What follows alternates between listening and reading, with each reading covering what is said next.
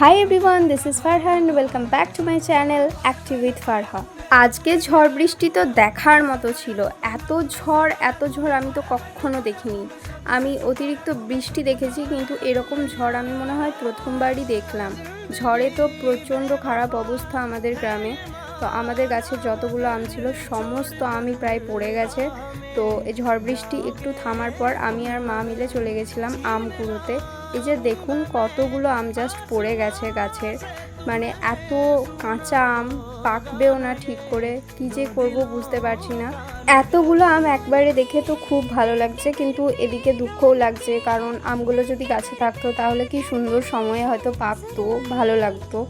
But কি আর করা যাবে, পুরো একটা খেজুর পাটি জুড়ে বিছিয়ে গেছে আম, মানে এত আম পড়েছে। ঝড়ে পড়া আমগুলো দেখতে আপনাদের কেমন লাগলো অবশ্যই কমেন্ট করে জানাবেন। ভালো লাগলে like, comment, share and subscribe করবেন।